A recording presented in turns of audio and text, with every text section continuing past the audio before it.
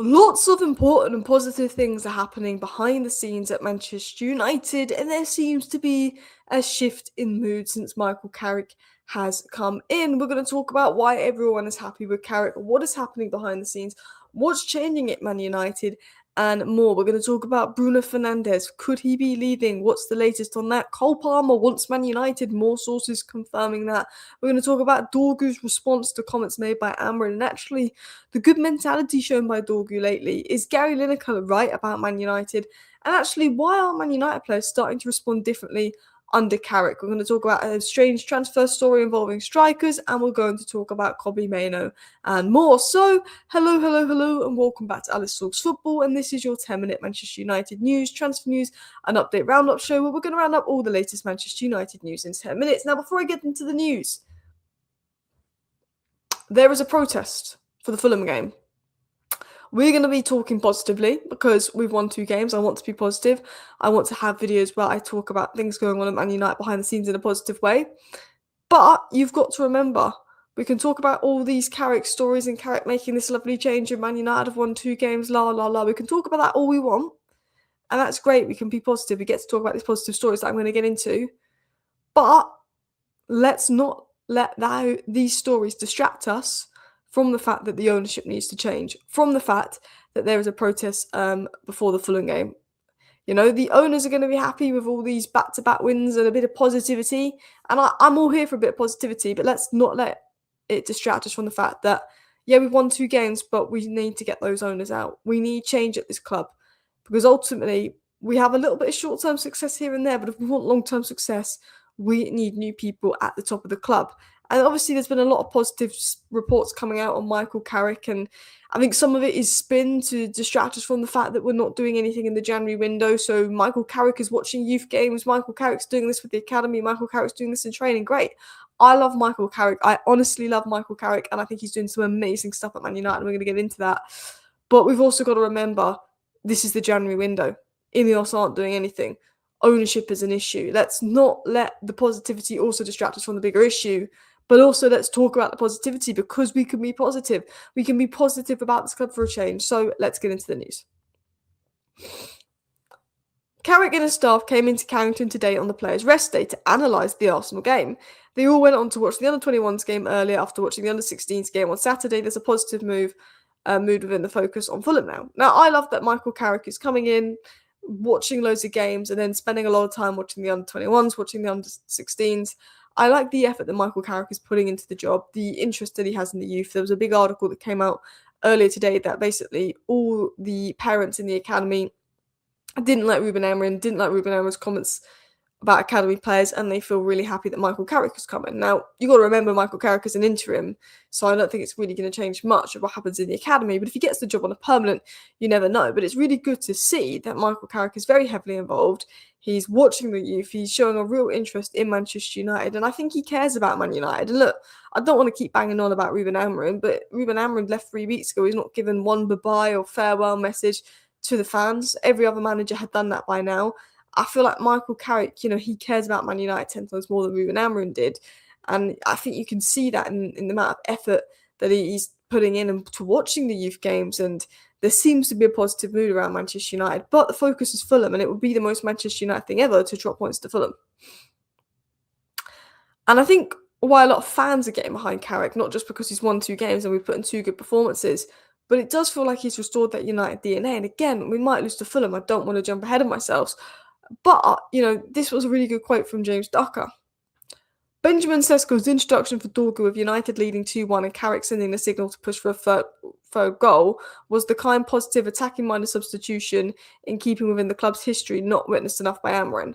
I loved that Michael Carrick made an attacking sub. We know Amorim would have taken Dorgu off for probably aid in heaven. I liked that he brought on Sesko for Dorgu. I liked that he wanted to attack. I liked that he wanted to make things happen. I liked the subs and I liked the calls from Michael Carrick. I liked these attacking-minded calls, and, you know, it felt like a bit of the United DNA was back. The way we play versus City, the way we play versus Arsenal, we want to win games. We're not sitting back too much. Like, we're sitting back and compact off those teams and letting them dominate possession because they're better than us on the ball. But we're not, like, parking the bus. We're looking to be dangerous. Now, Fulham's a different game because they're going to give us more of the ball, and we know we're not as good when we have more of the ball.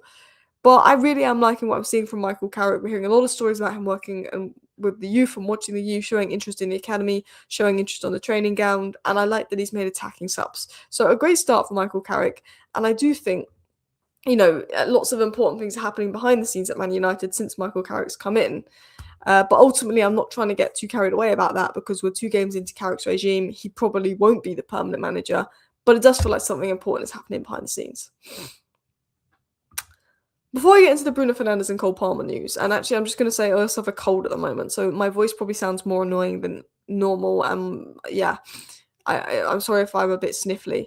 But back into this, before we get into the Bruno Fernandes and Cole Palmer and Maino and striker news, I actually wanted to talk about this and actually give Dorgu credit for his mentality. Ian Irving on how Dorgu dealt with Amrin's anxiety comment. Speaking with people who know him, the suggestion is that the comment from Amrin didn't set him back. It was actually something he took on board and tried to turn into a positive.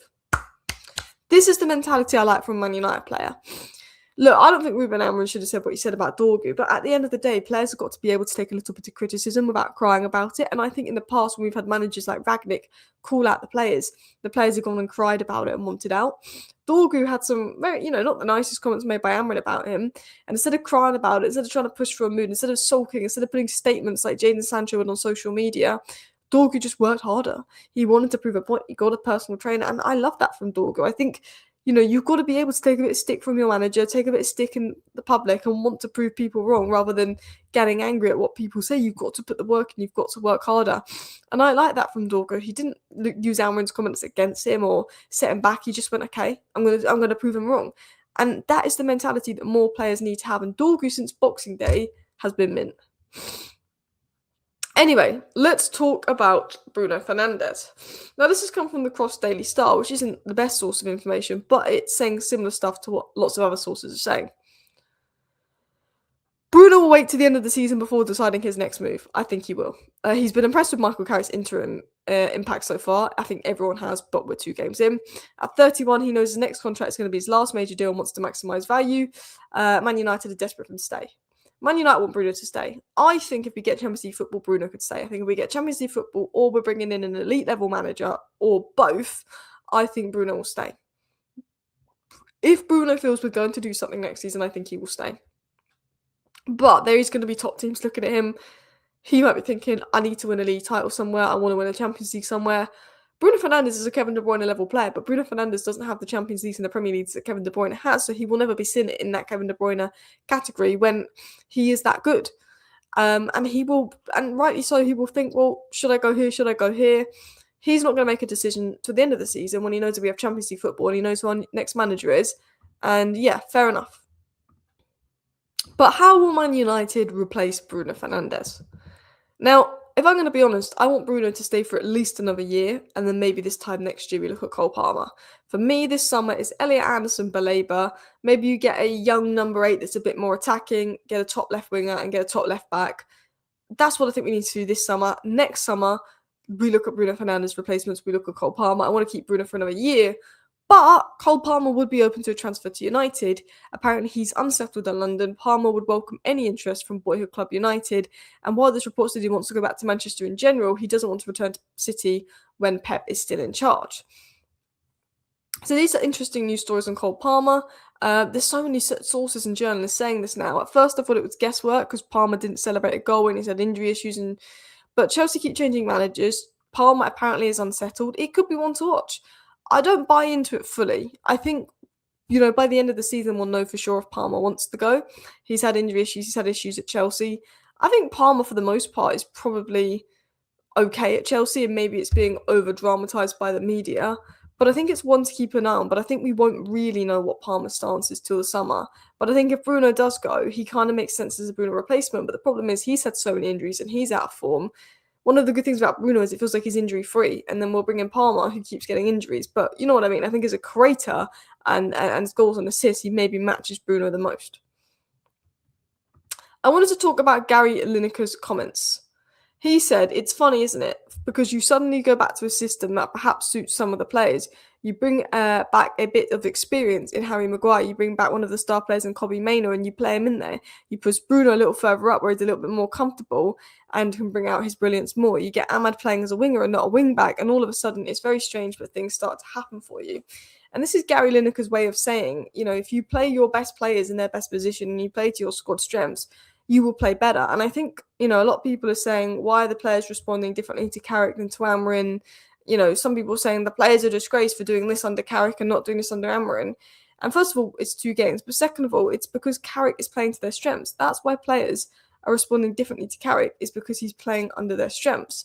I was going to get into a few other United news stories on the striker situation and on Kobbie Mainoo, but I don't want to make this video too long. But basically, James Ducker basically said Amarin wanted Watkins, Vivel pushed for Sesko, we got Sesko. We originally wanted Gyökeres, but Gyökeres chose Arsenal. Look, I actually think going for Sesko over Watkins isn't that bad now, because Watkins, I know he scored a few goals there, but he's not been great for Villa this season. And then Romano said when the January transfer window closes, we want to give Mainoo a new contract. But I'll talk about those stories in more depth tomorrow. I will be back at 12:30 tomorrow with a live show, so I will see you guys then. Thank you for watching. Bye.